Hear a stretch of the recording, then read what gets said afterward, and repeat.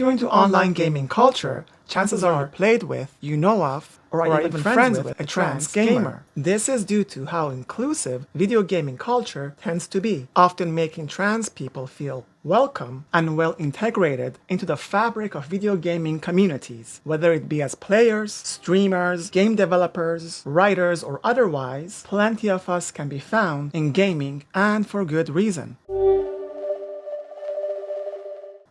Trans representation in video games is steps ahead of general media. Video games have been for a while quietly building towards portraying trans game personas without reducing us to tokenism, stereotypes, or one-dimensional trans identity character. Instead, trans video game characters often embody the genre of the game they're in first, with strength, agency, and a bit of sass. The Guilty Gear series, for example, has Bridget, a yo-yo-wielding fighter who transitions into a trans woman in between sequels. There's also Testament, an elegant Grim Reaper, also from the Guilty Gear series, who is visibly agender or non-binary. Dragon Age has Krem, a mercenary commander who happens to be a trans man. Cyberpunk 2077 has Claire Russell, a former engineer out for revenge against the corporation that caused the death of her husband. She also happens to be a bartender, the owner of an auto shop, and is also a trans woman. Nier Automata had Kane, a female-identifying intersex lead character.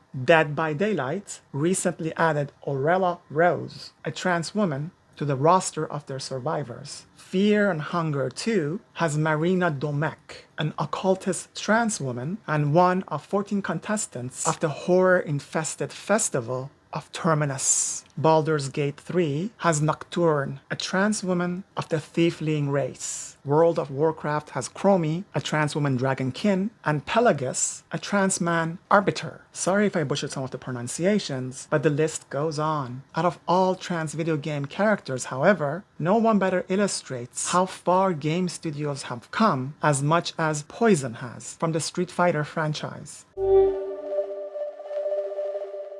Poison is one of the first and longest reoccurring trans characters in video games. She first appeared in the Japanese beat-em-up game Final Fight in 1989. Due to worries, quote, hitting cis women would be considered rude, end quote, the Japanese game developers decided to declare that Poison was trans, implying that thereby it would be okay to beat her up. Oof. This was 1989 after all. Shortly thereafter, the devs backtracked a little and clarified that she is actually a cis woman in the Japanese version of the game, but a trans woman in the US version, even calling her a cross-dresser at times. This, however, was later retconned with the official statement, quote, Poison simply tucks her business away to look female in Japan, but in North America she is officially a post-op transsexual woman, end quote. This confusing roundabout way the Japanese game devs went about Poison's gender identity likely stemmed from the gap of disparity between how being trans was stereotypically viewed in 1980s Japan versus 1990s North America. At some point, it became so complicated that the devs decided to entirely remove Poison from the game and replace her with a generic character. Regardless of this, Poison blew up and became a fan favorite, eventually finding home in the iconic Street Fighter franchise. Since then, she has appeared in over a dozen video game titles. In 2011, when pressed about Poison's gender, the game developer's official response was now, quote, not to have a stance technically, end quote, and that they would rather not give an official answer. Later, the game studio reportedly worked with GLAAD, an organization concerned with the portrayal of LGBTQ people in the media, to ensure that Poison's portrayal in upcoming games would have, quote, anything that might be offensive to be tailored not to be, end quote, which was definitely a step in the right direction. Poison's evolution over the years reflects the dawn of a renewed effort from game studios to represent trans characters more positively, often consulting LGBTQ organizations, trans people, or even involving us in the process. It has sort of become the new standard of practice. That is, of course, unless the game developers themselves are trans, which has sometimes been the case, especially for indie games.